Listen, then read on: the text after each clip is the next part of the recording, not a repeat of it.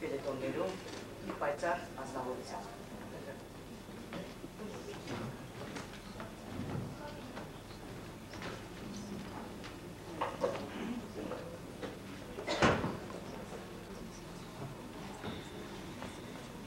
Շատ դիներեք, ես այն մարդը չեմ, որ պիտի վերլուծեմ և մեկնաբանեմ Արտաշես Քալանթարյանի մեծ արվեստը, նրա գրական անցած ճանապարհը, դրամատուրգիայի ճանապարհը, նրա արվեստի մեծ գործունեությունը, ես չէ որ պիտի վերլուծեմ, այստեղ կան ընկերներ, որոնք կվերլուծեն, գրականագետներ կան, պոետներ կան, կվերլուծեն և ռեժիսորներ, բայց ես այնուամենայնիվ չեմ կարող երկու խոսք գուցե և մի քանի րոպե չխոսել Արտաշես Քալանթարյանի մասին, որի հետ 20 տարի միատեղ ստեղծագործական աշխատանք եմ ունեցել։ Ուղղակի ես պարտքս եմ համարում, որ այդ տաղանդավոր գրողը, այդ տաղանդավոր դրամատուրգը, որը ցավոք այսօր մեր ժամանակակից կյանքում չափազանց քիչ է մնացել, ժամանակը շփոթեցրել է և գուցե մեր տաղանդավոր դրամատուրգներին, որ այսօր մեջտեղ կան, բայց այնուամենայնիվ ես համոզված եմ, որ եթե Արտաշեսը ողջ լիներ այսօր, անպայման մի բան կգրեր, ժամանակ այնպիսին էր, որ նա կարող էր գրել, որովհետև Արտաշեսը այն մարդկանցից է, որ 73 թվին իմ հասակակիցները շատ կան այստեղ գիտեն, թե ինչպիսի ռեպրեսիաների և ինչպիսի գոնե ցենզուրայի էր ենթարկվում մեր գրականությունը և արվեստը, նա համարձակվեց 75 թվականին հեռուստատեսության կոմիտեի դրամատիկական խմբագրության սեղանի վրա դնել բացեք ձեր աչքերի այդ հոյակապ պիեսը, համարձակ պիեսը, ճշմարիտ ասելիքով պիեսը, և ես մի փոքրիկ կաշխատեմ որքան հնարավոր է կարճ պատմել իմ հուշերից, որը շատ խիստ ինձ համար կարևորություն ունեցավ կյանքում և ստեղծագործական և մարդկային կյանքում։ Դա 75 թվականն էր, երբ Կիմ Արզումանյանը հեռախոսազանգ արեց, թե Արտաշես Քալանթարյանը գրել է մի հիանալի պիես, վաղը ժամը 2:30-ին պիտի հավաքվենք հեռուստատեսության ստուդիայում և պիտի կարդանք նրա գործը։ Հաջորդ օրը ես եղա այնտեղ, ինչպես մյուս դերասանները, Արտաշեսն էլ այնտեղ էր, կարդաց պիեսը Կիմ Արզումանյանը, լսեցինք, բոլորը ոգևորեցին իսկապես արժանի մի գործ, համարձակ մի գործ, ինչպես գիտեք հայրենադարձությանը վերաբերող գործ, բոլորը խոսեցին, հիացած, երբ Կիմ Արզումանյանը ասեց, թե Խաչիկ ինչ կարծիք ունես, ես ասեցի այս պիեսում ես չեմ մասնակցել։ Կիմ Արզումանյանը ասեցի ինչու, ասի ես չեմ մասնակցի, որովհետև հերիք եղավ հալածեք հայրենադարձությանը։ Այն ժամանակ էլ ինչպես գիտեք գրական թերթը, Սովետական Հայաստան թերթը, Գարունը մեկ ընդմեջ տպում էին հայրենադարձությունը, որովհետև գնում է, հետ էր վերադառնում և այն ժամանակ անհրաժեշտ էր մի կամպանիա, որը կտրեին այն հոսքը, որը պիտի գնար արտասահման։ Եվ ասեցի ես չեմ մասնակցի, որովհետև և դավաճանած կլինեմ իմ սկզբունքներին և հայրենադարձությունը ինձ դրա համար բավականին մեծ մեղադրանքներ կներկայացնի։ Արտաշեսը լռում էր, ոչ մի բան։ Կիմ Արզումանյանի հետ մենք խոսում էինք, կիսվում էինք, ես զարմանալիորեն տեսնում էի, որ նա լռում է, ոչ մի խոսք չէր բացատրում ինչու բան, ոչ մի խոսք։ Եվ ահա ես մի շատ կոպիտ իմ կողմից, այն ժամանակ ես ներողություն եմ խնդրել և այսօր էլ նրա հիշատակի առջև ներողություն եմ խնդրում, չնայած դեռ 75 թվականին խնդրել եմ, դերը վերցրեցի, գցեցի սեղանին, Կիմ Արզումանյանը նստած է և նա գիտե, գցեցի սեղանին և թողեցի գնացի։ Կիմ Արզումանյանը գիշեր զանգեց, թե վաղը մենք երեկով կհավաքվենք Արտաշես Քալանթարյանի հետ միասին և կխոսենք։ Արտաշեսը միայն մի բառ ասեց, Խաչիկ, ինչն է քեզ հուզում, որ դու գտնում ես, որ դա հայրենադարձության դեմ է։ Ասի դեմ չէ, Բայց ասի այս բոլորի մեջ ես չեմ գտնում, որ սա պիտի այսօր բեմադրվի, ինձանից հեռու մնացեք, թող ով ուզում է խաղաբազում դերասաններ կա, ես չեմ ուզում մասնակցել այստեղ։ Ինչու ես գտնում բացատրել, ես աշխատեցի բացատրել, որ այսքան հոդվածներ են գրվել, հայրենադարձությունը գրգռված է, պետք չի անել այս բոլորը, բան եւ այլն աշխատեցի բացատրել նրան թե ինչպես։ Իհարկե ոչ մի ցուցում չեմ կարող տալ, Արտաշեսային դրամատուրգներից էր եւ գրողներից, որ ես չէի, որ պիտի նրան ցուցում տայի, բայց ես աշխատեցի իմ վրդովմունքը, իմ հասկացողությունները նրան ասել։ Ինքը ասեց, Խաչիկ, ինձ 4 օր ժամանակ տու։ Ասեցի, ժամանակ տալու խնդիր չկա Արտաշես, ես կարող եմ չխաղալ։ Ասեց, չէ, 4 օրից հետո հանդիպում ենք, 4 օրից հետո չտևեց 4 օր, 2.5 օրից հետո, 3 օրից հետո զանգ եղավ, հավաքվեցինք եւ սեղանի վրա ոչ թե իմ ցուցումով, խնդրում եմ սխալ չհասկանալ, լավ լսեք, թե Արտաշեսը ինչ էր անում իր լռելով հանդերձ։ Սրա մասին է խոսքը, ոչ թե իմ մասին է։ Ես իմ միջոցով պատմում եմ նրա մասին։ Եվ նորից կարդացինք առաջի մասը։ Բոլորովին նոր բան։ Բոլորովին նոր մտքեր բերած, ոչ թե կրկնում եմ, ոչ թե ես որևէ ցուցում չեմ տվել, որևէ բան չեմ հուշել։ Ուղղակի իմ վրդոված տպավորություններն եմ ասել։ Եվ նույնիսկ այնտեղ հիշում եմ, ասացի, որ ինչ գնալու մասին է, ինչ փախնելու մասին է հայրենադարձությանը։ Նրանք հայրենիքից չեն գնում, այլ ուրիշ մարդկանցից են գնում։ Ճիշտ պետք է գնահատել, այսպեսի ընդհանուր խոսքեր եմ ասել։ Եվ հանկարծ նա բերեց մի պիես, որը իսկապես որ ինչպես կարողացավ 2.5 օրում այդքան գործ անել նա, այդքան աշխատասիրություն, այդքան լռել եւ լսել դերասանին։ Իմիջայլոց ես պիտի ասեմ, որ դրամատուրգների մեջ թողներ են, եթե ուրիշ դրամատուրգներ կան, ում հետ ես աշխատել եմ, ամենալսող դերասանին, ռեժիսորին, լսող, նրանցից ինչ որ մի բան քաղալ դրամատուրգներից է Շորա Հարությունյանը եւ Արտաշես Կալանդարյանը։ Մի հաճույք է նրանց հետ աշխատել։ Հաճույք որպես դրամատուրգ, գոնե ես այդպես իմ անունից եմ ասում։ Եվ մենք դրանից հետո ինչքան աշխատեցինք, եւ ահա ստեղծվեց այդ գործը, երբ որ նա ոչ թե հերոսը, կարծեմ Ստեփաներ անունը, եթե չեմ հիշում 17 տարի անցել, 75 թվականից, երբ որ ասում էր, ես հայրենիքս չեմ լքի, չեմ գնա, ասում էր Ժակին, այսինքն ինձ, այն ժամանակ լրիվ ուրիշ բաներ ասում, ես ասում եմ ծնվել եմ այստեղ, դու ծնվել ես Փարիզում, ես ծնվել եմ այստեղ, ես այստեղից ինչպես գնամ, սա ես այս ջուրն եմ խմել, ես այս ընկերների հետ եմ սովորել, դու այնտեղ, իմ հոգին այստեղ է, քո հոգին այնտեղ է, տեսեք ինչ պարզ դիալոգ, ինչ մարդկային դիալոգ ստեղծվեց, միայն դա Արտաշեսը կարող էր 2.5 օրում անել, այնտեղ երբ որ կա Ժենևեվայի այդ հատվածը, երբ որ ասում էր, դա աղջիկս, քեզ Փարիզ ենք տանում, խոմ Կարապնարան չենք տանում, ինչքան ճիշտ հարաբերություն էր ստեղծվում եւ մեր շատ հարգելի Դոնարան էր խաղում կինս, հիշում եմ թե նա ինչ դիալոգներ ստեղծեց եւ այդտեղից ծնվեց երկրորդ սերիան, որը գերազանց ու գերազանց էր, այլևս ասելիք չկար երկրորդ սերիայի համար, որը Արտաշեսի գլուխգործոցն էր երկրորդ սերիան, ես ուղղակի որովհետեւ նրա եւ ռադիոբեմադրություններում եւ հեռուստաբեմադրություններում եւ թատրոնում միշտ խաղացել եմ նրա գործերում, գիտեմ, այսինքն տեսեք, քանի դեր կամ պիեսը Սունդուկյանի անվան թատրոնում խաղացվեց շուրջ 400 անգամ, եթե չեմ սխալվում, մի աշխատավարձ էր պրեմիա ստացան այդ 400 անգամ։ Մեկ էլ գնացել է Շորա Հարությունյանի պիեսը Հաստացու Հիսուսից 503 անգամ, ահա երկու հեղինակ, որ Սունդուկյանի թատրոնում այդպիսի մեծ կյանք են ունեցել, ամեն 2 օրը մեկ են խաղում, եւ որոշ մարդիկ ռեմոնտի վերանորոգման անվան տակ այդ դեկորացիան քանդեցին, որ վերանորոգեն, եւ այդպես էլ այնպես քանդեցին, որ այլևս չկարողացան խաղալ, մեղքը նրանց վրա։ Ես ուզում եմ մի, քանի որ դերասանի հիշողություն է, 90 թվականին հենց նորից Արտաշեսին վերաբերյալ, Միացյալ Նահանգներում շրջում էին, Նյու Յորքում բանկետ համերգեր, ինչպես գիտեք, շատեր դեպք եղել այնտեղ ընդունված է դա, հանգարց այդ ժամանակ մի երիտասարդ աղջիկ մոտեցավ բանկետի ժամանակ ասեց, ընկեր Նազարեթյան, բարև ձեզ, զարմացա թե ես Նյու Յորքում ինչպես եմ լսում արևելա հայերենը, շուր եկա տեսնեմ մի շատ գեղեցկատե մագնոցավոր աղջիկ, ասի բարև ձեզ, ասեց դուք ինչ եք ճանաչում, ասի ոչ, կներեք ասի, որ յոթ չեմ ճանաչում ձեզ, ասեց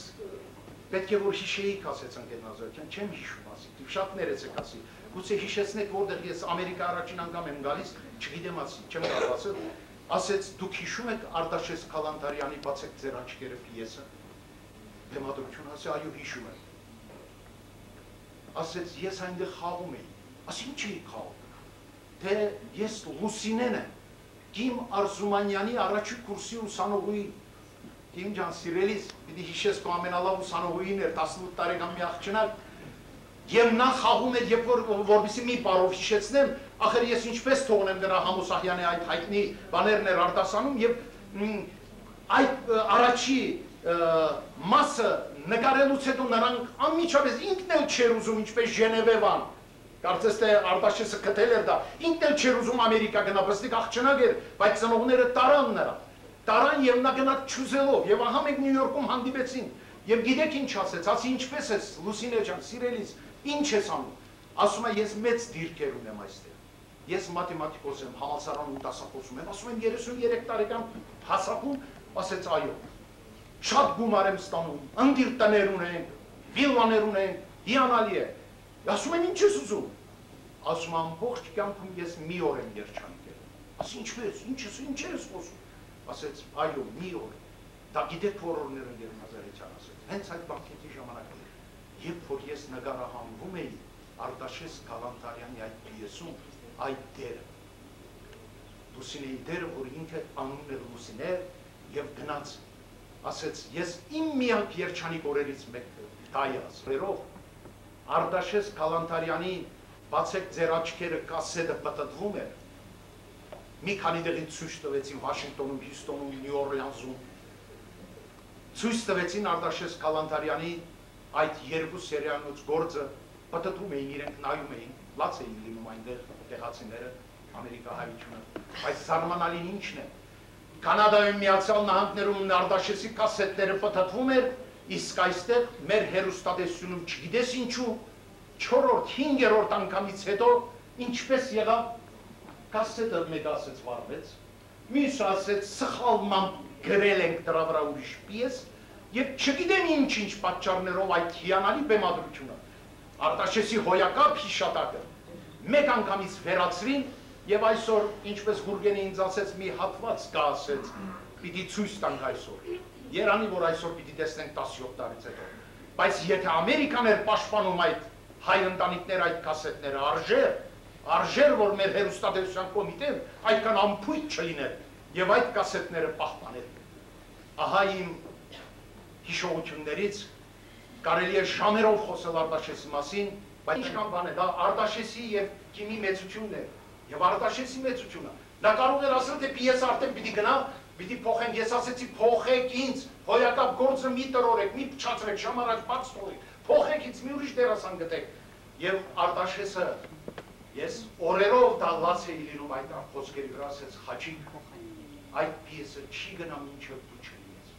Ոչ թե դու մեծ դերասան ես դրա համար, դու սկսել ես, դու վերջացնես, կհանեմ գործը, բայց դու պիտի խաղաս այդտեղ։ Կինն էլ նույնը ասեց, ինքն էլ նույնը։ Դա ոչ թե ես եմ դրա խաղաս։ Եվ իհարկե ինձ ամիսներ, բժիշկները գրել էին ամիսներ դիվան պարկել 5 օրից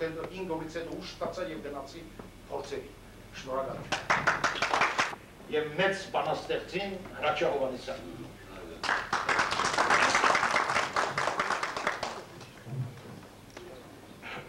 Վերջին շաբաթվա ընթացքում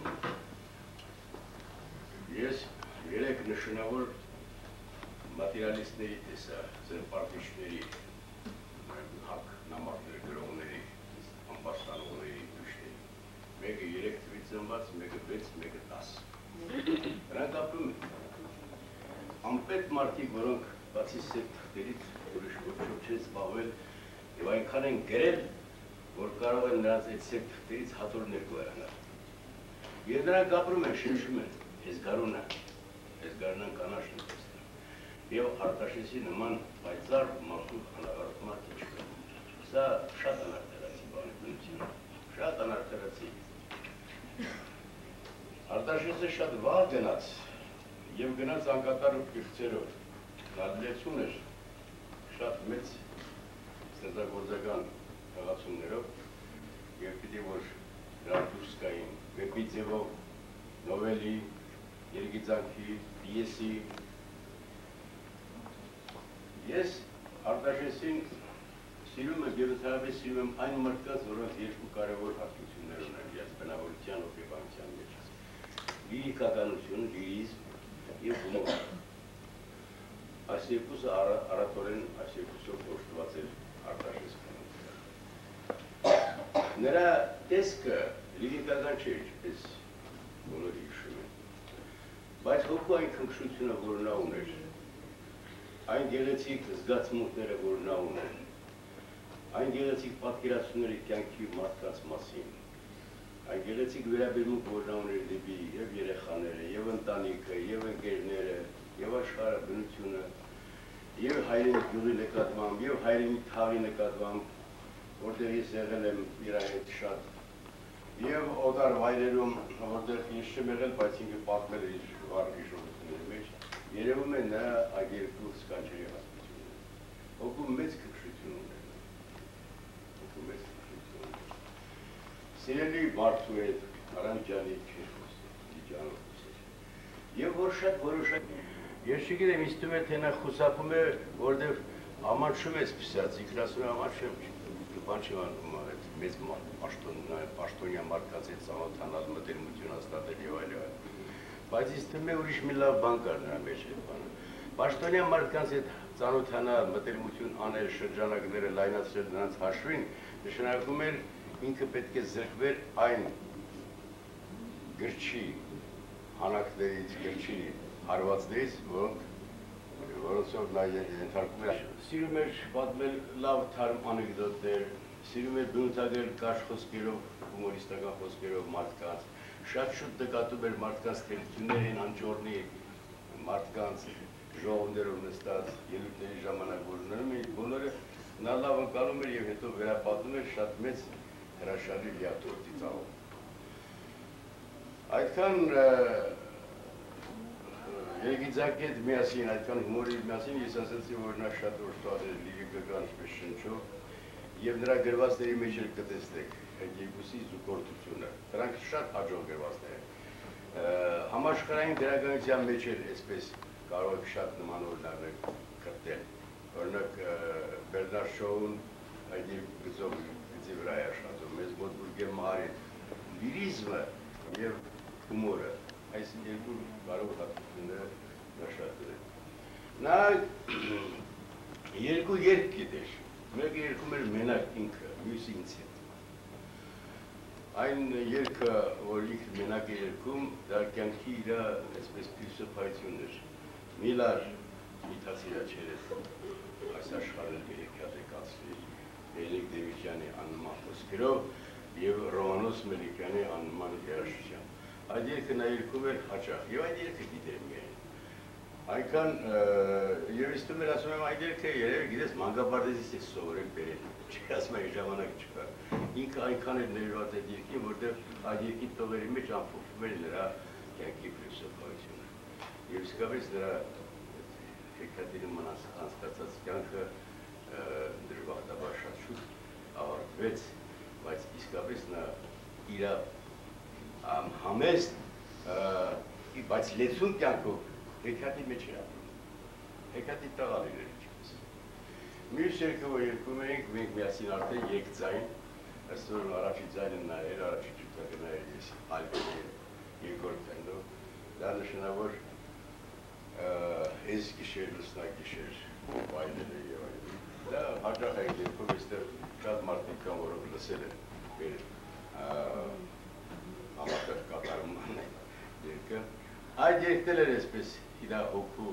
էջերի է բացում։ Հրաշալի հոգի ուներ, պայծառ հոգի, թույնով չլցված։ Խուսափում էր այն պահերից, խուսափում էր այն մարդկանցից, որոնք կարող են նրան մազը շարժել, չէր սիրում։ Շատ լավ էպիկուրյան բնավորություն ուներ։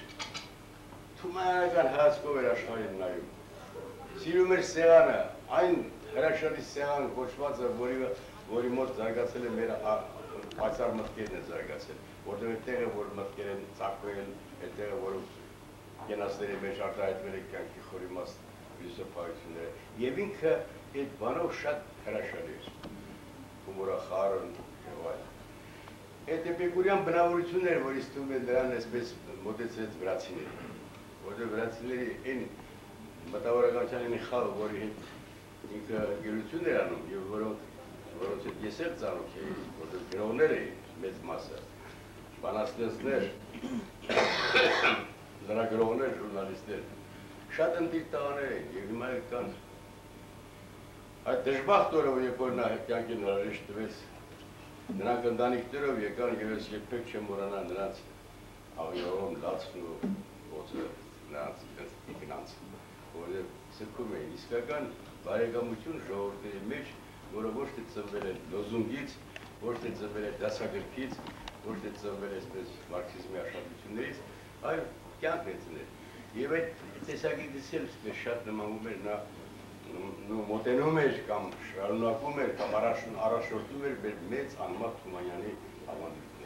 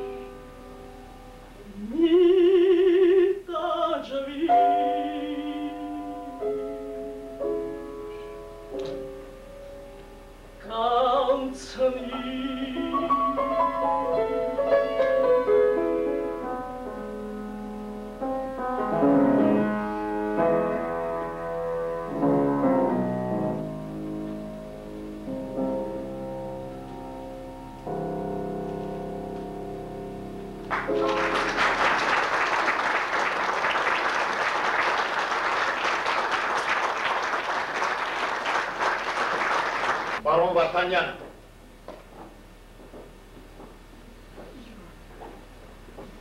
С вашего разрешения я буду говорить по-русски, дабы вновь вернуться в то недалекое прошлое, где мы проводили чудесные дни. Это Харьков и Ростов. Я не такой знаток армянского, чтобы сразу ту атмосферу перейти в этот зал. Поэтому как бы говорить по-русски. Мы с Арташесом познакомились намного позже, чем Гонзарасмен Абур Атайнет Пазыш. Я очень много постановок делал в Харькове. Очень часто они меня приглашали. И когда я возвращался из Харькова, наш Огурмантин Гапланян был очень остроумный человек с большим юмором. Он мне говорит: Вася Кочан, это есть командировка сидит, я не даю матюрин без мода. Так что харьковчане меня очень любили, и я был очень близок к этому театру. Первую посмотрку я там сделал Ашара Йошурейна. И когда мне режиссер Басаев пускает, то порции человек остается, видите, зачем это все нужно? Дайте Армению типичную, с архитектурными деталями. Вот это создайте, что была лирика. Ну, я сделал макет. Макет был принят. Макет здесь мы посмотрели с Арташесом. Я получил благословение от Арташеса и с макетом выехал в Харьков. Началась кропотливая, очень большая работа. Затем мне позвонили из Ростова и предложили: мы хотим связаться с Арменией, мы знаем, что вот харьковчане сделали уже этот второй спектакль, и мы хотим, что бы вы нам посоветовали? А я возьми и скажи, пока не есть. Пьеса Калантаяна. Если вы хотите пьесу, современную пьесу, пьеса, которая отвечает нашим чаяниям, нашему сегодняшнему быту, вот давайте. Ну, когда вы к нам приедете, я скажу, я вот на днях буду в Харькове, а тут заеду к вам с пьесой вместе. И тогда предупредил уже Арташесова, мы уже были очень близки, мы уважали друг друга очень крепко, и, вероятно, говорят, что характер больше сближает людей, чем ум. Вероятно, у нас не только характер был, и ум был хороший у двоих, поэтому мы очень крепко сдружились. И, наконец, я сделал макет. В Ростове ставил режиссер Шапиров. Мы с ним тоже встретились, поговорили, побеседовали. Из моих приездов в Харьков мне преподнесли диплом. Я говорю, а Арташесов диплом? Они сказали, а мы его уже отправили. Вы с опозданием получаете, он уже. Вот этот диплом. Диплом первой степени Министерства культуры Украинской ССР.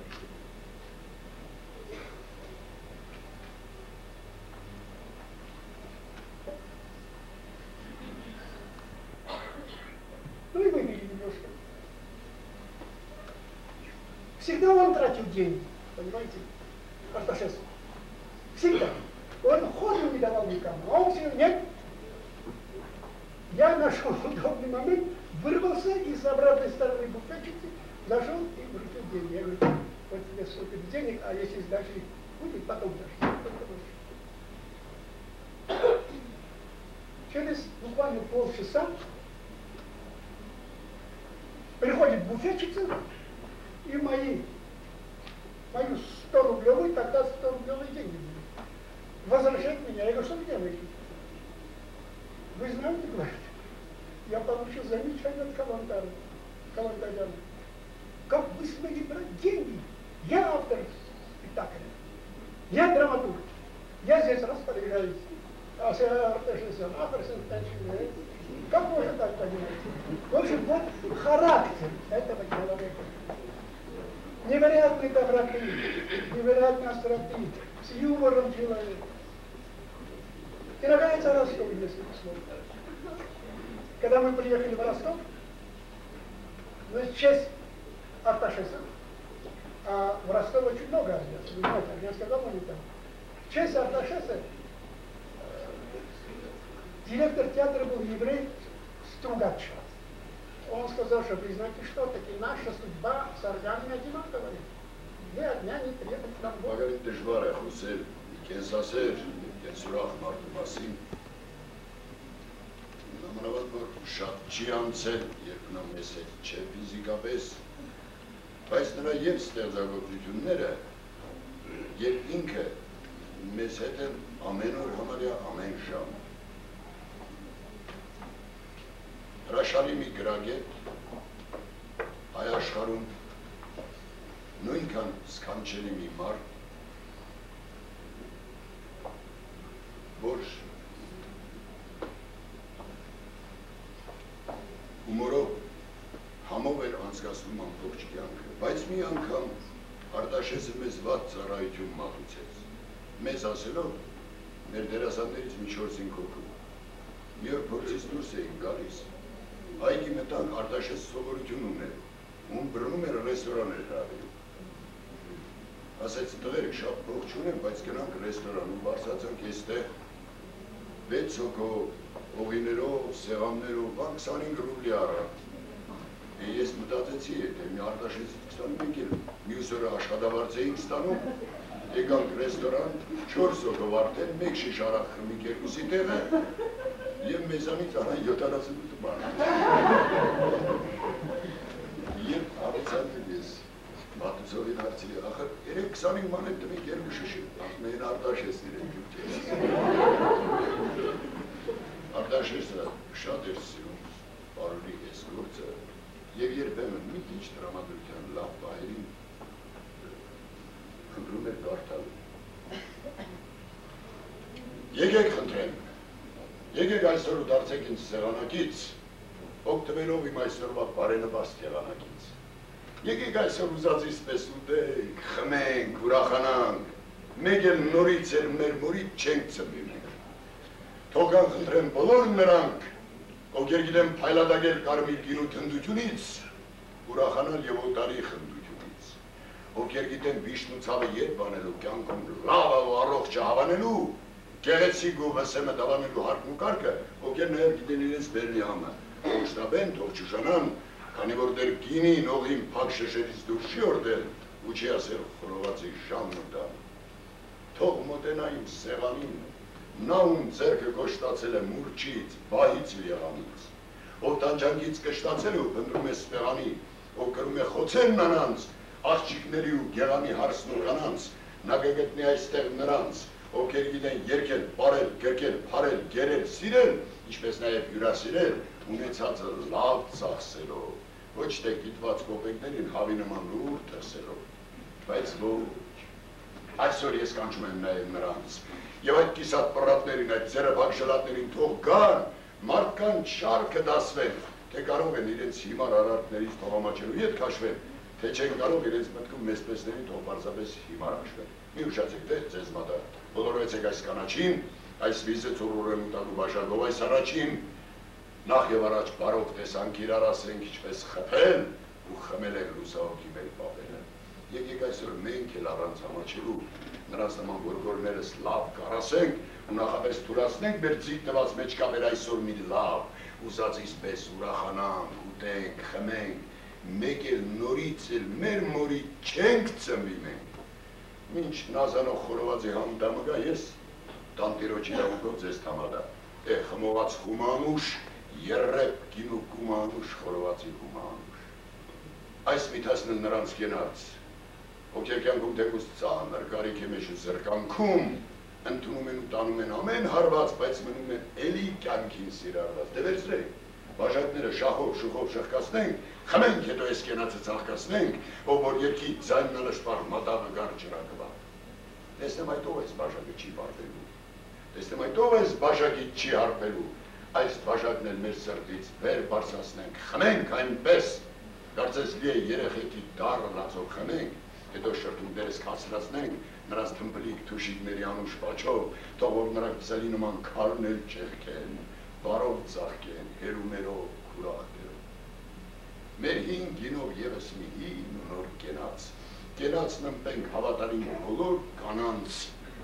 որոնց հաճախ ցավ ենք տալիս, բայց որ կանանց ննգացավոր խելքի գալիս տարբերում ենք մամուր, կանաչ, էժանութանք, սերուդութանք, եկեք փութանք, նրանց սիրուն թող չսպառնա ոչ մի վտանգ ու հավատանք, որ մենք կյանքում բախտի նման նրանց կտանք, խմենք կենաց ման դավաճան ընկերության,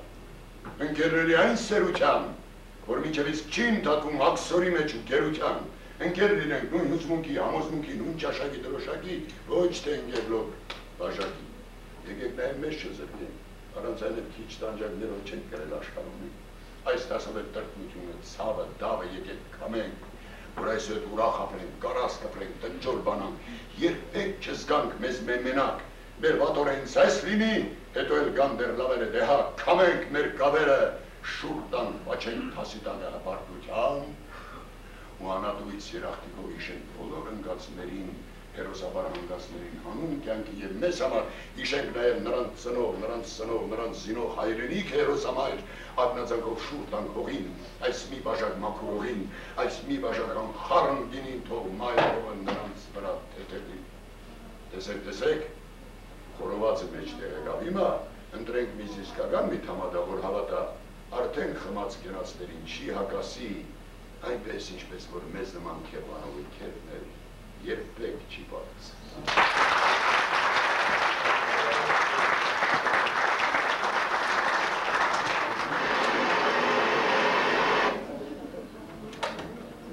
Հրաչի Հովհաննեսյանը այնտեղ չենք հաշտվել այն մտքի հետ, որ Արտաշեսի մեզ հետ չէ։ Դրանք ենթանի գոյությունը մեզ հետ կա և ուշ երեկո այն էլ այսպիսի հանդիսավոր ժամանակ դժվար է արտահայտվել։ Արտաշեսի հետ մեր ընկերությունը այսպես անապազորյա հացի նման է, ամեն օր էինք հանդիպում, և եթե չէինք էլ հանդիպում, անպայման հեռախոսով խոսակցում էինք միմյանց հետ, կիսվում, այսպես ասած։ Պիտի հեռանաս մարդուց, պիտի մոռանաս, որպեսզի հիշես։ Իսկ այն հենց դա է, որ Արտաշեսը ինձանից չի հեռանում։ Քանի որ այսօր խոսվեց, շատ լավ բնութագրվեց, մեր հրաշիկները շատ լավ նկարագրեց նրա ֆիզիկական ոգի, այո, արձակագիր էր, երգիծաբան էր, բայց և խոր լիրիզմ էր, շատ խորը։ Մի անգամ մենք Շամշատունից իր հայրենի ծննդավայրից գալիս էինք Երևան, ճանապարհին իր մեքենայով գալիս էինք, մինչև Երևան արտասանում էինք, արտասանում էր հայ պոեզիան անգիրտ էր։ Քանի որ խոսվեց, ես ուզեի դրվագներ, մի քանի դրվագ պատմել, որին ես մասնակից եմ եղել Արտաշեսի հետ, Արտաշեսի կյանքից։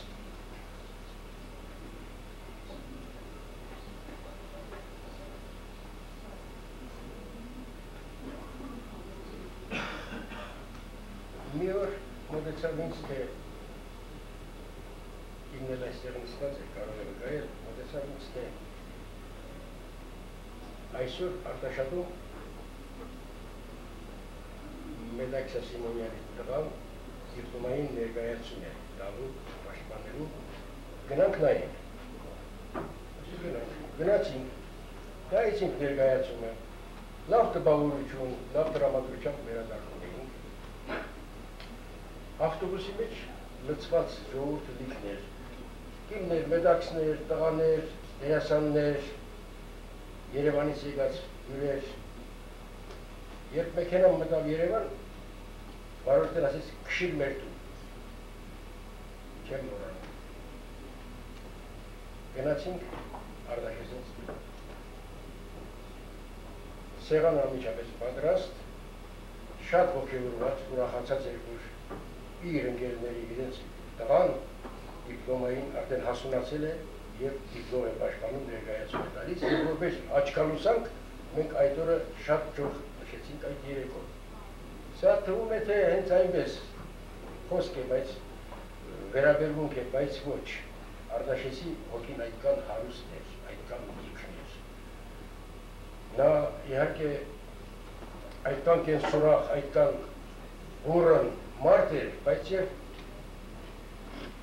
երբ որ առանձին էր մնում հետը, երբ որ առանձնանում էի, խոսում էր նրա մեջ ուրիշ զգացումներ էին խոսում, ապրումներ, անբավականություններ, կրկնիչներ, ցավեր։ Եվ դա սևը ներս էր անում, ինչպես ասում են, սպիտակը դուրս, դա դրսից չէր երևում, ես էի տեսնում դա։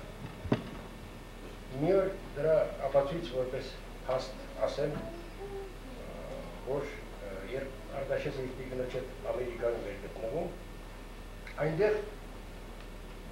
նրան պատահաբար հանդիպում է Հենրիկ Մանասյանը, որը վերջերս եկավ այստեղ իր խմբի հետ։ Շատ լավ ընդունել էր Արտաշեսի, հյուրասիրել։ Եվ Արտաշեսը մեծ պարտքի տակ էր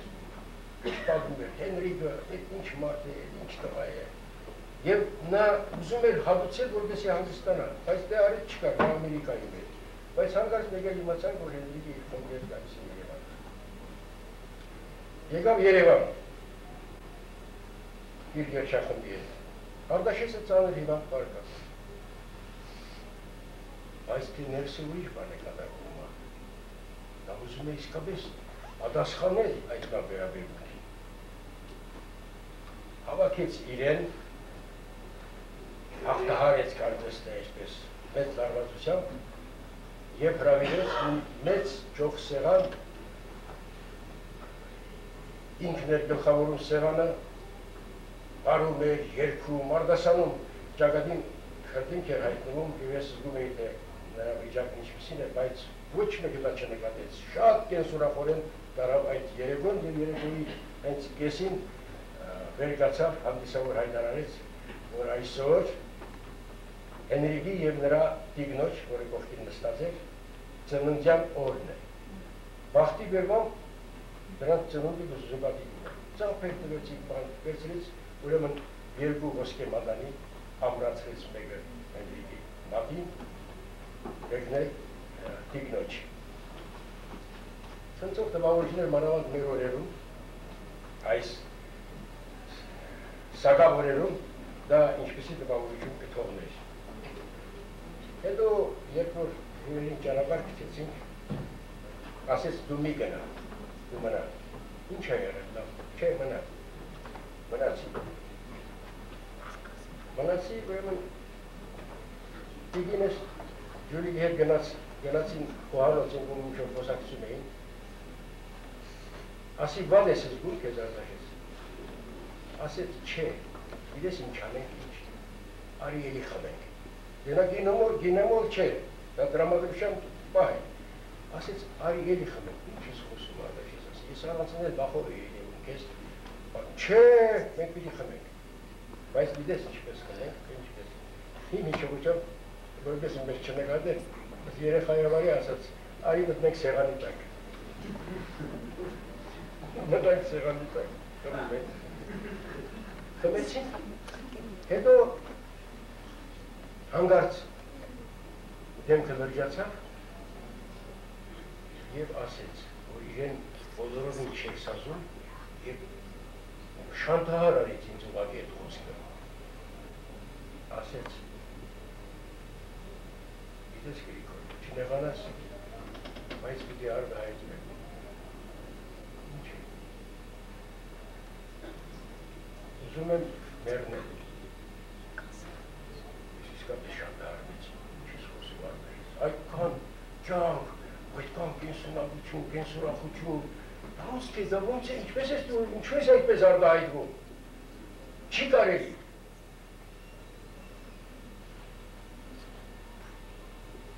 Բայց ես որ գիտեի նրա վիճակը, ես գիտեի նրա վիճակը,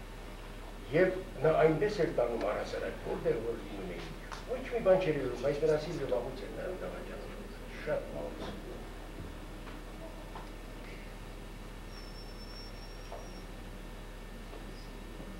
Դե նրա ուրախությունները զարդարողը մեր Ջուլիկն էր, ամեն անգամ երբ որ գնում էինք նրանց տուն, դե այդ տնախմբություններին վեր չկար իհարկե, ինքը լինելով բանեցի տիկինը, իր ծնողներից ժառանգել էր լավ սեղան գցելու, համադան խորտիկներ պատրաստելու, արվեստներ սովորել և շատ տրամադրող էր։ Եվ առասարակ առանց Հյուլիայի դա կյանք չուներ, այսպես ասած, և որտեղ որ լինում էր անպայման Հյուլիան կողքի դիկներ, և նա միշտ սիրում էր այդպիսի ժամանակ արտասանել իր տիկնոջ նվիրված մի բանաստեղծություն, որ ես ուզում եմ այսօր հիշատակել։ Դեկտեմբեր, իր գրած բանաստեղծությունը։ Ասում են սերը գարնանն է ծաղկում, երբ որ կանաչ են հագնում դաշտի հուսար, երբ սիրուց չիգնած վարդերն են բացվում, երբ արևը շփվում է կայծառ։ Մեր պոետներն էլ երգում են գարուն, սիրո մեջ գարուն, գարնամ մեջ սերը, բայց այդ խոսքերին ես չեմ հավատում,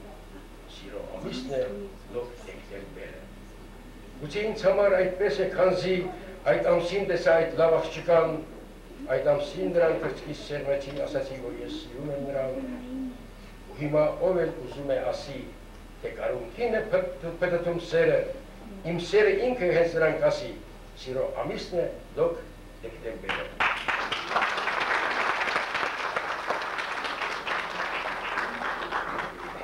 Մի երկու պատմություն Արտաշեսի պատմած նովելներից, այսպես ասած, մի անգամ ասած, մեր նախագահի տեղակալներից մեկը Գրիգորին կանչեց եւ ահա թե ինչպիսի խոսակցություն տեղի ունեցավ այնտեղ նրա կաբինետում։ Նա ասում է Արտաշես, դու շատ լավ գրում ես, տաղանդավոր, շատ լավ գրիչ ունես, խայլուն, մեծ հաջողություն ունես։ Ինչու՞մն է գաղտնիքը։ Ես էլ եմ այդ փորձի, ես էլ եմ գրում, բայց չի ստացվում, կարող ես ասել թե ինչու՞մն է գաղտնիքը, որ դու քեզ մոտ այդպես լավ ստացվում։ Դե ասում է ինչ է, ես դե նախորդ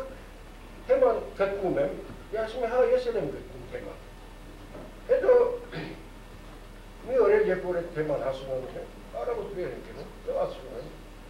սա փրվում եմ նույնիսկ դրամատուրգիան, ասում եմ ես էլ եմ այդպես անում։ Հետո սուրճ եմ պահանջում, սուրճը բերում եմ, այո, ճիշտ այդպես ես էլ եմ սուրճ պահանջում։ Հետո գնում եմ թուղթը առաջս ու սկսում եմ մտածել, ասում եմ, այ այդտեղ չեմ կարողանում, հենց որ մտածում եմ գլուխս ցավում։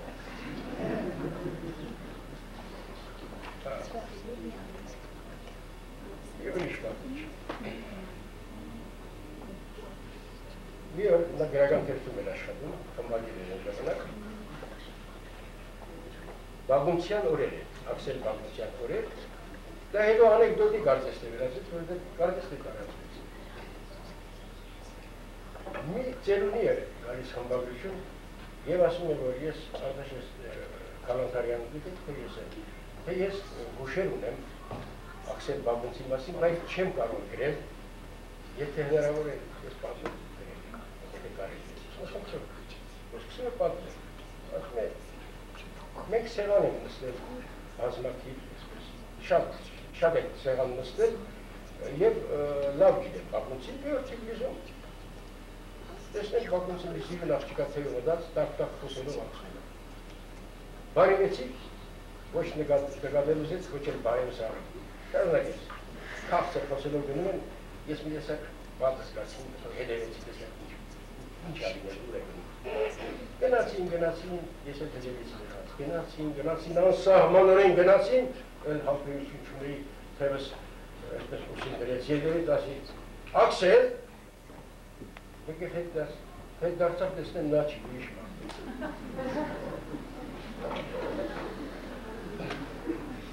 Արտաշեսի մասին շատ բարի անչափ նա մեզ համար երջանկություն ուրախություն էր, առողջություն էր։ Ինչ ասեմ, մեր որսը շատ մեծ էր եւ այսօր այնքան կծկտուն է ստացվում, որ ուղղակի չգիտես ինչից սկսեց, ինչից վերջացնես, պարզապես անպատկերացնելու է, որ այսօր Վերսինի Արտաշեսի ուշ երեկոն է, նա այնքան երիտասարդ էր 60 չմոլորած, որ նա հիմա նրա ստեղծագործական երեկոն պիտի լիներ, ոչ թե ուշ երեկոն։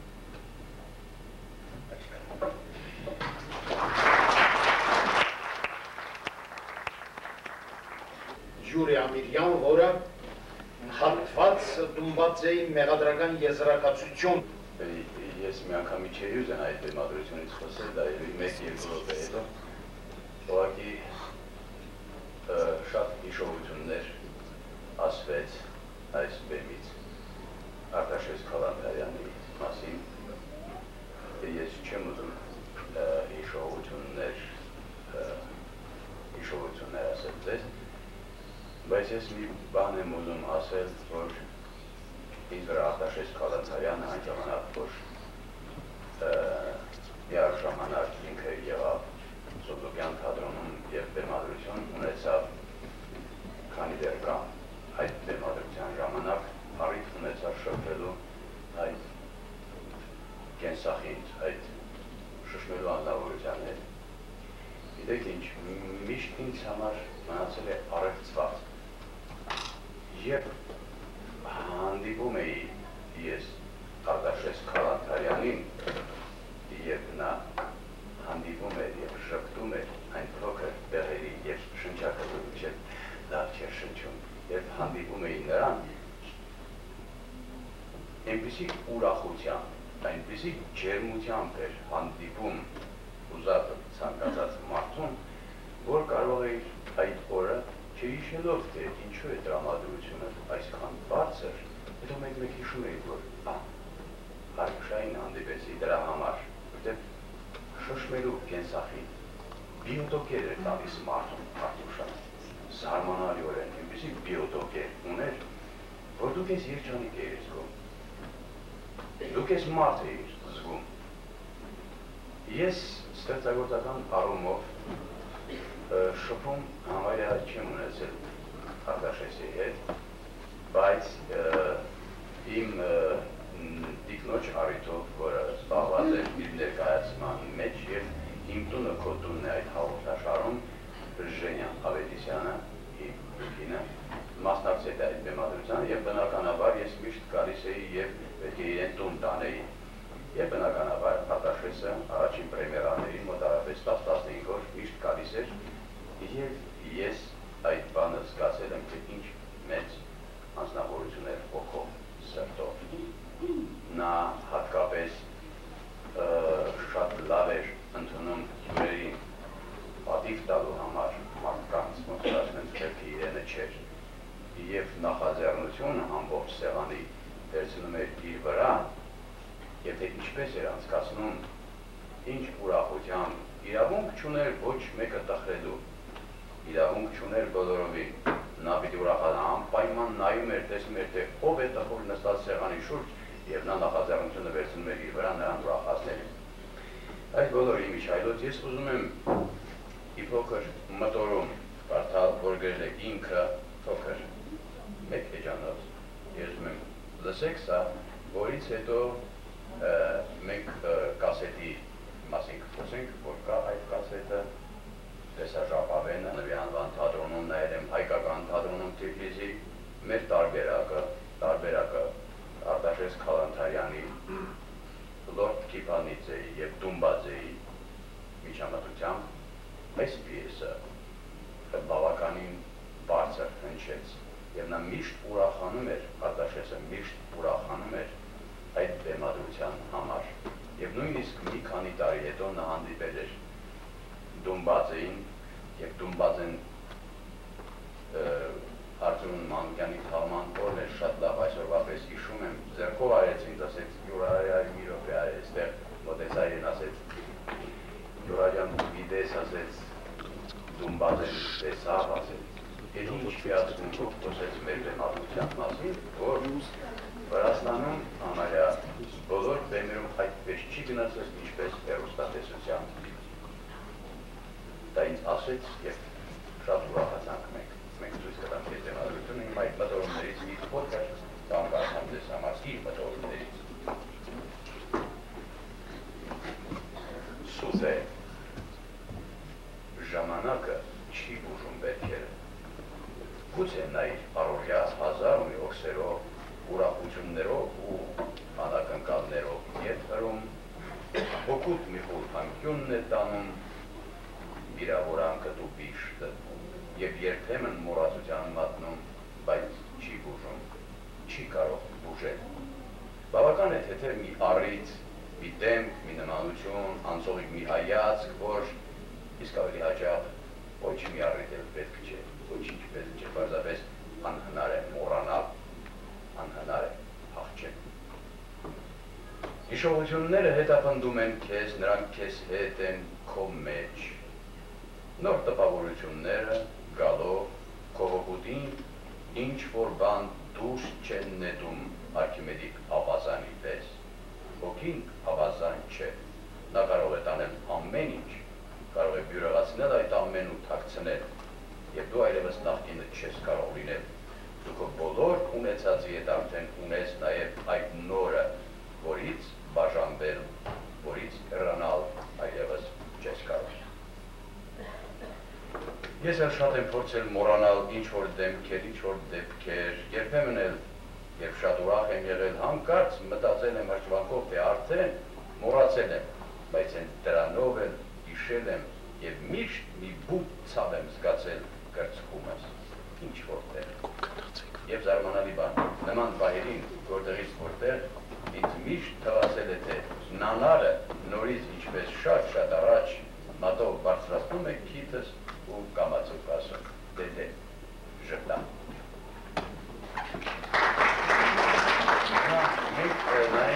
Ֆենյա Ավետիսյանը և Մայիս Կարագոյանը։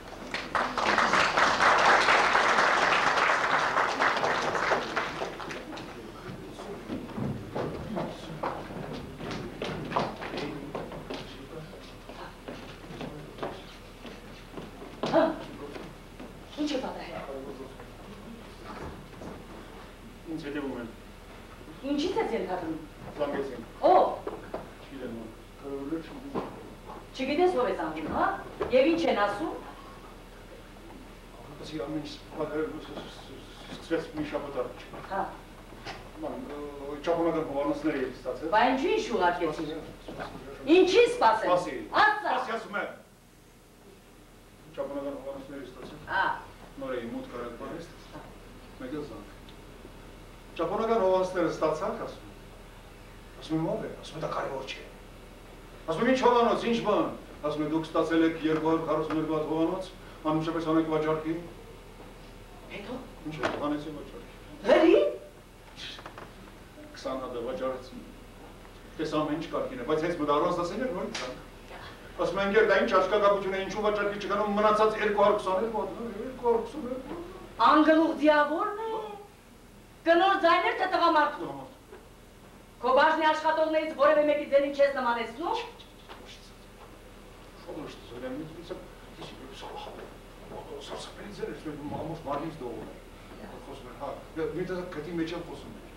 Լավ, բայց ու հրաշ չէ։ Նա որտեղից է իմանում, թե ինչ ես տանում և ինչքան ես վաճառում։ Բարեց, ամեն ինչ տեսնի, ամեն ինչ գիտի, բարեց։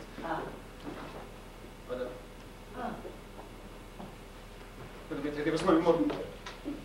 հորս չկա։ Այ տղա մարդ չկա է, մարդ։ Ինչ թվում է անտատ ինչ-որ մեկի հաշկեր անտատ բան ծոտրագիս են։ Շոր եմ գալիս տեսնում մարդ չկա։ Էլ եմ շոր գալիս։ Մարդ կխելագարվի։ Քայքարվեցի, կործանվեցի, լսի անցած շապատ, ինչ ստացել եմ անմիջավան, բոլորը հանել եմ վաճառքի, մարդ։ 50 հատ զիլ սառնանան ստանալ մեջ եմ վիկվապեդիա կուտչուն են։ Ախադադա։ 8000 մետր ամլյակ Ախադադա։ 3 զույգ ֆիննական կոշիկ, ինչ ստանում եմ զանգում էտ սրիկան։ Սպարլու որ միլիցիա զանգել, դու ես ոնց հասկացնեմ էտ ապուշին, որ էտ ապրանքը ինձ ձերի չեն տալիս, որ ես էլ բազային տալիս վերևներն ներկայացիր է ոնց անում։ Գուցե հենց այդ բազայի աշխատողներից է, այնքան թշնամիներ ունես։ Շացի որ է բազայի աշխատող ինչ գիտե ես քանից էլ կոշիկում վաճառքանում էլ բան ասել է։ Դե լավ, խոնտես անելի մարդ չէ։ Ինձ պիտի օգնես, ասի մի բան մտածի, ասում եմ կնոջ կեղը սատանիկ է։ Սատանեն դες էդ է կոմպլիմենտ էր, հա։ Ասի մի դրա ժամանակ գա։ Նազարին ասեմ։ Մարդս։ Նազարին ինչ պիտի անի, արա դեմս մարդ չկա, ասում եմ կեզ։ Դեմս մարդ չկա, որ դեմս մարդ լինի, ես էլ կիմանամ ինչ անեմ։ Լասի, գուցե շանտաժ է փող են ուզում։ Հասկացել, ասում եմ, վիճակը ավելի մի բարդացրու ազնիվ աշխատի, կարծում է հեշտ է ազնիվ աշխատել, գիշերներ չեմ կնում։ Ազիզյանին ասեն։ Ինչ ասենք, ով է, չկա, լավ ասենք, գնագործի, դյոտ գործոնով չես նենք, գնամ, մի բան կմոդոտ։ Ալի էդ հազվագյուտ ապրանքները առանց խանութը մտցնելու ուղիղ բեր մեր դուր։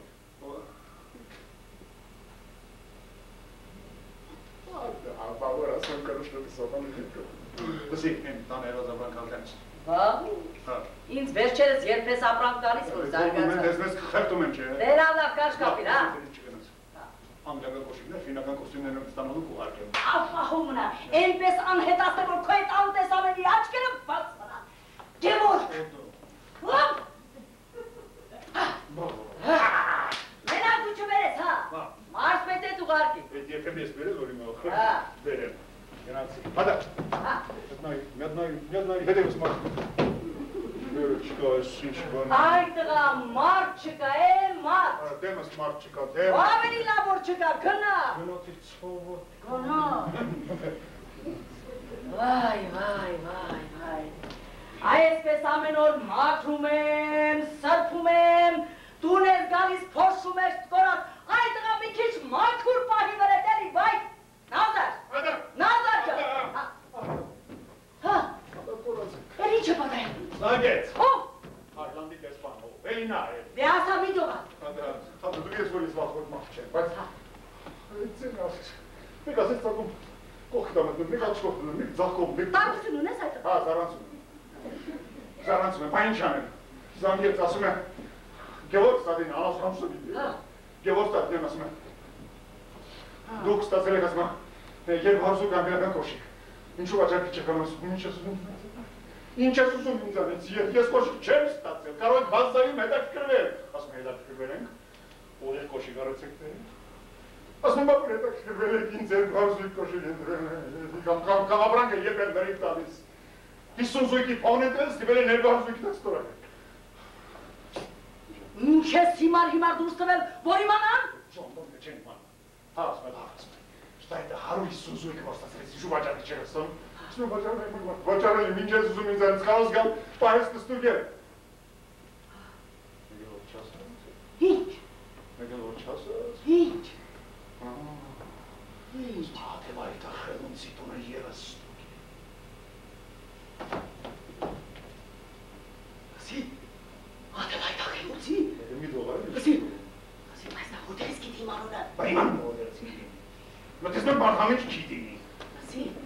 իսկ դու չասացիր, որ ես քեզ ոչ մի կապ չունեմ։ Մարդը դեր որ հավատում։ Հա։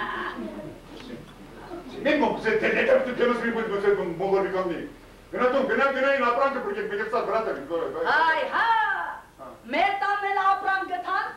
Գտնեն ապա, որ բնդեր շատ բան գտնեն։ Հանգիստ մնա մեր տանը ոչ մի ապրանք էլ չկա։ Յա։ Հա։ Ո՞ր է։ Ինչ։ Ապրանք։ Ինչ ապրանք։ Կոշիկներ։ Ես կոշիկ չեմ տեսել։ Լսի կոշիկներ ունեն ասում եմ։ Ես կոշիկ չեմ տեսել։ Լսի 150 զոհ կոշիկ եմ թեստվել, լսի։ Դե լավ կարճ կապի։ Նազարը գնում էր փոխանակման փորձի փոխանակման Թիֆլիս հետը տարա։ Ինչ փոխանակ։ Թան գնով կոշիկ վաճառելու, ես ինչ գիտեմ իրեն որտեղ։ Այնտեղ մի ընկերուհի ունեմ, մի օրում ապրանքը կվաճառեմ։ Լսի եթե վաղ այդ ապրանքը ստեղ չեղավ, ես կորած եմ, դու հասկանում ես։ Դե ուրեմն համարին որ կորած ես, որտեղից հավաքեմ կոշիկները։ Այնով կորացին կոշիկ ինչ որ։ Այ տղա ամոթա, հավաքի կես ու հին շոր հին կոշիկ է կանչում։ Մեջեդո, ձեռարում միալ է։ Լավ գնային գոն է փողը գայր, պաշի վպադի։ Ինչ փող։ Փող, կոշիկների փողը, ինչ։ Ես ստացել եմ որ քեզ տամ։ Կանից բեր։ Ասում եմ Նազարն էստեղ չի, դեռ չի եկել։ Քո փողերից բեր հետո տեղը կդնես։ Ինչ փող որտեղից այդ տղա։ Լսի քեզ այդ ապրանք եմ տվել, լսի քեզ այդքան։ Է ո՞ն թեկել այնպես է գնացել հիմա փող է դիմանում։ Դու ինչու չես բերում։ Ես փող եմ աշխատում։ Թողնում եմ։ Տեսնես ուսոր հասարակական կարգով ծառայող եմ։ Լավ, լաց մի լինի դու կունենաս։ Ահա։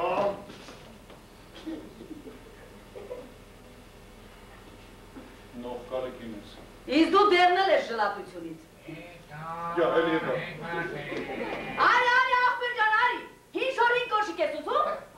Արի, ախպեր ջան, արի։ Այ, հալաս, տաշ։ Արի,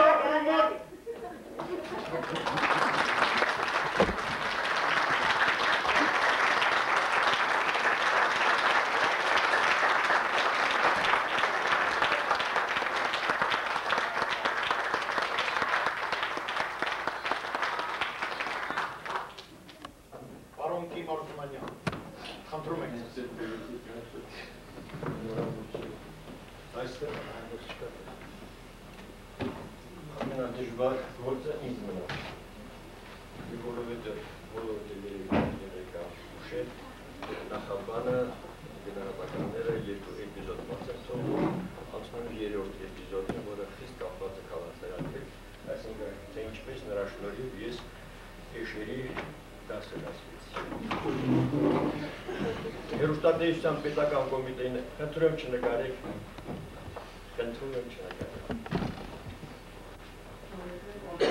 որպես կոլեգա եմ խնդրում։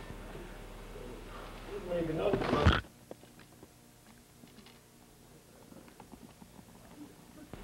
խնդրեմ ինչ արիք է, ծնունդ արտանի կապարի, ինչ-որ բան է, թե չէ հենց էպես արի։ Հենց էպես գնացի տանքին վերջեքի նշանակված օրը գնացի տանք, մտա բակ, սովորության համաձայն ռուսների ծիլյաչիված տորգեն ասում, վայ ծաղիկը, վայ ինչ լավ խաղողներ են բանես, չգիտեմ իդախից ինչ օրինակալու, ներս հրավիրեցին, տեսա երկար սեղանի շուրջ 3 տղամարդի կողմից, 3 տղամարդի կողմից նստած են, ամառվա շոքի փոխկապները կապած լուրջ դեմքերով, տանքները դեպի ապուշին ողանելու չեմ հասկանում եմ եկել։ Վերջի տարան նստացրեցին սեղանի գլխին։ Նայում եմ բարեկամից բան, առունը չեմ տալիս, որտեղ ինքը մահացել է, լավ շատ ազնիվ տղա է։ Բա ինչ է եղել, բացեք ձեր աչքերի ժամանակ, կարճ եմ ասում էլի, գիտեմ, որ բոլոր էդ որ սպյուրքա հայը, անունը տալիս են ժակը, որ չփոքում է տեղացու առաջ, էդ ինչ է նշանակում, որ մենք ինչ է եկել ենք ձեզ մոտ, որ ձեր առաջ չոքին, չէ աղբություն ասում եմ նույնիսկ, տանտություն չեմ ունեցել, չէ լուրջ սկսել են ինձ մեղադրում են, էր ազգի, էր սետ խրելու սպյուրքի հավիցան և մեր հավիցան միջև, լուրջ ուր բաներից են խոսում, ինչ հանեմ, ուն պրծնեմ կատա, հիշեցիք Արտաշես Քալանթարյան, ասի գիտեք ինչ կա, Արտաշես Քալանթարյանի պիեսում ասի, ես ռեժիսոր եմ, ոչ, մեկ ընդես, մենք ստուգեր ենք, Արտաշես Քալանթարյանի պիեսում այդպիսի բան չկա, ահո, ինչ հանեմ, մյուս բարեկամիս է չէ, ասի, խաչի Նազարեցյանը ասի, այդ սխալ էտեղ չոքել էր, են դուբլը, որ ես ուզում էի դնել, նա չեղավ, ես ոչ,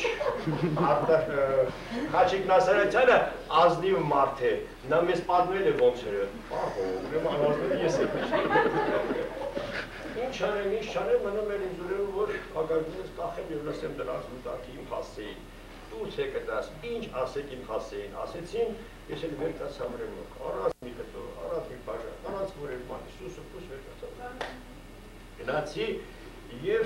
այնտեղ ինչ եղավ, ասում են, որ փորձել են, որ նրանք հետո իմացա, որ մի քանի ամիս հետո նրանք բարեկամակապերով վեցնել իրար հարազատ բարեկամներ էին, նրանք գնալու վրա էին, դրանք համար ռիսկով այդպես ամեն ինչ ասեցին ու գնացել էին Ամերիկա Լոս Անջելես։ Իմ ընկերներ այդ բարեկամս, որի դաշատում են նաև գնաց Լոս Անջելես, այնտեղ թերթեր են տարածում և փորձել են թերթերից մեկում այս էպիզոդի մասին բան գրել, բայց ինչ-որ մեկը երևի նշելով մարդ ձեռքը բռնել, որ կարիք չկա, դա սա այն դեպքը չի և շերտվել։ Եվ այս բոլորից հետո հանդիպում եմ Արտաշես Քալանթարյանին։ Արտաշես, դու գիտես, բայց ողջավորված ուզում եմ պատմել քո պատճառով ինչ եղել։ Ես մի ուրախացամ, եկավ գրկի այդ շնորհավորում ինձ, ասում այդ տղա քո հաղթանակն է, դրանից մեծ հաղթանակ դու ինչ ես ունեցել, ուրեմն մենք ճիշտ թիրախին ենք խփել, ուրեմն նրանք ճիշտ են հասկացել, դա պատրվակ է, որ նրանք ծուն կաչոտել, նրանք ուրիշ բանից են, դարված ասեց ինքը, չեմ ուզում այդպես ասել, բայց այդ անվան տակ է, այսպես ինձ մխիթարեց, թե դե լավ ասում է, գրկես, թե ասի չէ, չասես գնում մի կտոր հաց ուտել, որտեղ ես քեզ հետ պետք չեմ գալու, այդ կապակցությամբ այլևս պետք չեմ գալու։ Ես ընկերներ, ուզում եմ ձեզ մի փոքրիկ բան, որ այսօր չխոսվեց այդ մասին հիշեցնել։ Արտաշես Քալանթարյանը ուներ մի ուրիշ սեր է հաղորդումներ, դա մանրապատումներն են։ Մանրապատումներ, որոնք ըստ իս հավատացեք եմ 23-24 տարվա ստեղծագործական աշխատանքի հեռուստատեսությունում իսկական հեռուստատեսային հաղորդումներ են։ Ոչ թե բեմադրություն, ոչ թե կինո, ոչ թե ելույթ, ոչ թե վերջին լուր, այլ հեռուստատեսային իր ժանրով, իր ոճով, իր տեսակով իսկական հեռուստատեսային հաղորդումներ են։ Չհասկացա ինչ այդ հաղորդումները այսպես, ինչպես հաճախ լինում է լավ բաները, մեկ էլ հակասեցնում ես, փակում են, կտրում են, չեն թույլ տալիս։ այդ սերիան, Քալանթարյանի այդ սերիան իմ կարծիքով լավագույններից մեկն էր եւ իզուր դա փակեցի։ Ես այդ կարծիքին եմ։ Եվս մի դեպք։ Եթե հենց որ ձանձրացնեմ ընկերներ մեկ աչքով արել, ես այլևս չեմ շարունակում։ Մի օր կինս եկավ թե վիդեոս ասում է հավաքի լավագույն դերձակներից այսինչի որ վերարկու եմ պատվիրել, նրա տղային պետք է ասում, հա, ինչ-որ ազատեն, թե ինչ-որ բան կար բանկի հետ կապված, որ ասում, բժվել ես ինչ կապ ունեմ ես բանկի հետ, ինչ անեմ ես, Արտաշես Քալանթարյանի խնդրի ինչ, այո, Արտաշես Քալանթարյանի ինչ կապ ունի, դու գործ չունես, դու Արտաշեսին ասում ես, կտեսնես, որ հենց այնպես մտքովս անցավ,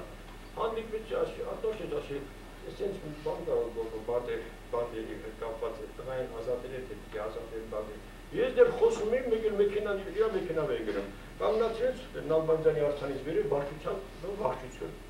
Վարչության վերև մեկ էլ շորոց հարկում, այդ կանգնած զինվորը բան, ողջ միջապես վայրտեղ իրա։ Բաժնի վարի չվերցած ուսադիրներով, բանով, Արտաշես ես ինչ ապանայել, համեցել, կողմիստները եկան, հավաքվեցին, այնպես են խոսում, այնպես են զրուցում, որ 100 տարվա բարեկամներ։ Խոսեցին, ասեցին, բան, եւ այդ թեմայի շուրջը համարյա ոչինչ չասվեց։ Վերջում էլ ունեն թե Անուն ազգանունը տվեց, ասեք, ես տղան ձեզ մոտ ինչ-որ բան, որ ես անտարբեր դուրս եկամ։ Դուրս եկամ կատմաս, Արտաշես գործը գնացին, որ ուղիղ մեկ օր հետո տղայի մայրը զանգում է, թե գիտեք ինչ շատ եմ խնդրում, արդեն տղան տանն է, եթե ձեզ խնդրել էի, որ միջամուտեք, կարիք չկա միջամուտեք, որտեղ Եկենա ինձ ասում է, դեսի գիտես չենտոր, վայ ես կուսել ծնրից ասում եմ, մենք գնա, գործը անել, մարդը դասավորեմ, ես նա խնդրել, ու մենք հիմա շնորհակալությունը հայտնում, որ մենք չմասնակցենք։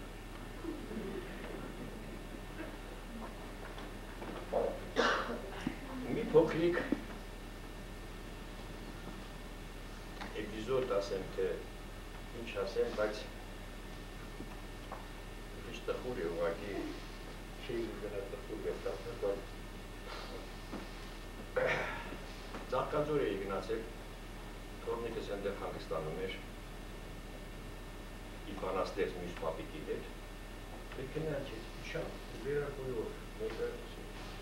թորնիկի չգիտեմ սրանցից որն էր ձերքին բռնած դեպի այն կողմ է գնում նկատեցի, որ ֆիգուրան իրանն է և դարձավ դեպի ինձ եկավ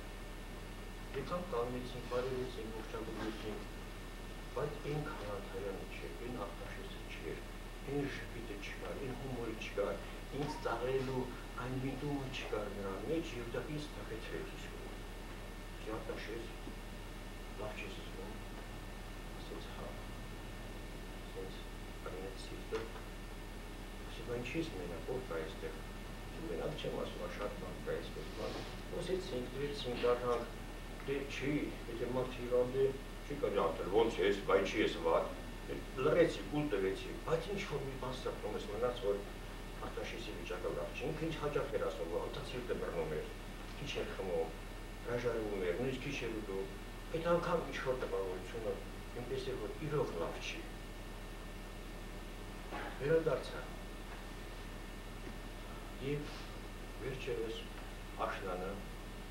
իմ կոլեգաներից մեկի կնոջ խնդրանքով միայն վարորդի դերումների մեքենայի կվաղթա։ Կարա գերեզմանատուր իրան, քանի րոպե կանգնեցի գերեզմանի առաջ, վշտի հետ իրար ծնտերի հետ թողեցի, քաղաքավարության համար այսպես հեռացա։ Եվ հանկարծ ցնցված կանգնեցի։ Կանգնեցի, որովհետև Գիտեք ինչ հնարավորության ժամանակ և շուրջը շրջապատում շատ մարդիկ են երաժշտություններ, ծաղիկներ են հուզված ես բան, տեղը բանը չի այնպես ֆիքսվում մոդը։ Հանկարծ տեսա, որ անունազգանունը բարձացի, ապշահար կանգնեցի այսպես և զգացի, որ սկսել եմ ինքս բարձրած են խոսել։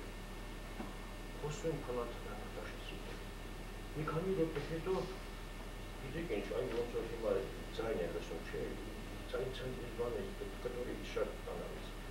Ոնց որ իր ձայնն եմ սկսել լսել, ու մենք վիճում ենք իրար հետ։ Եվ շատ ներողություն եմ խնդրում, որ ես տիպան եմ ասում, ու ես իրում եղադրում եմ դավաճանության մեջ, իսկ ինքը բոլորին ուրիշ բաներ է, շպիտով բանից հետ խոսում, ասում եմ, այն Արտաշես ախր, ինչ ժամանակներ ես սենց մերելու, ախր քո թորնիկների, քո հրազատների, ջուրայի, ինձ ընկերների, բոլորի դու Դավաճան դուբայի իրավունք ունեի, սենց սկսել հպիր իրանցանը լսել խոսում էսպես, գիտեք ինչ կոշմարային ինչ-որ վիճակ էր մոտ։ Հետո ինքս սկսեցի դիտմամ գիտակցորեն իմ մեջ էսպես հետադարձ հայացքով Քանանթարյանին հիշել, մեր լավ ժպիտը, մարդկային չէ վերաբերմունքը, նրա ծրծախառնությունը,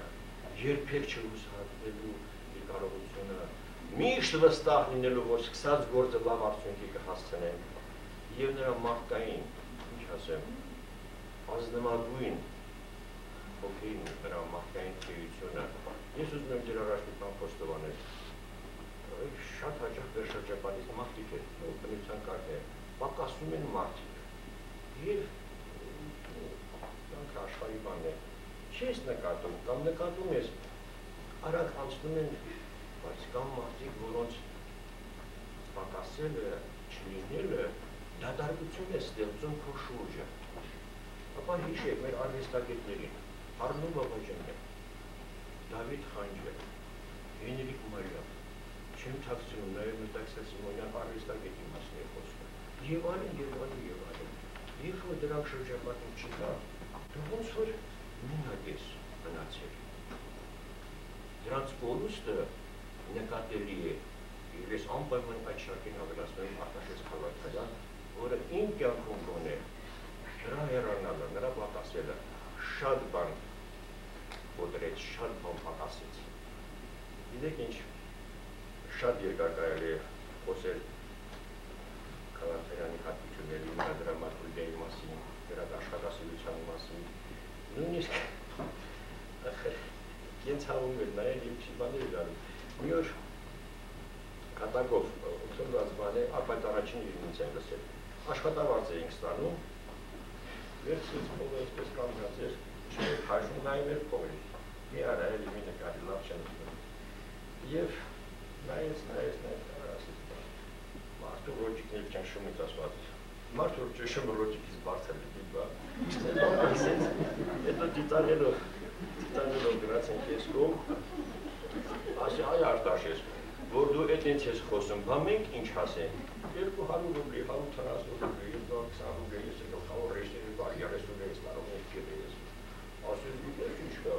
եթե ես ամիս է 500 ռուբլի տուն չտանեմ, ջոլիկինից տուն չի թողնենք, ես իհարկե ժպտացի ծիծաղեցի իմանալով ջոլիկին էլ իրեն էր բան, տեսնենք հատակավայտացը, ու ինքը շարունակում է, կարգին տղամարդ է, իրեն հարգող տղամարդ, ասում է պետք է և կնոջ բոլոր ցանկությունները և հաշվի առնի և բավարարի։ Ուրեմն կանգ առա։ Ուրեմն մենք 500 ռուբլի որ տուն չենք տանում, ուրեմն մենք ինչ կարգին տղամարդ չենք։ Չեմ կարծում,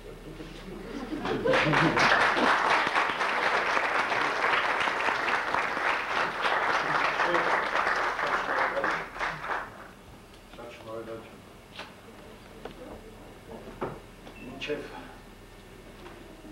մեկ և գուրովից կեզրապակեմ երեկոն, բայց մեկ ռոբել դիզվարեցնից։ Մարդիկ կան,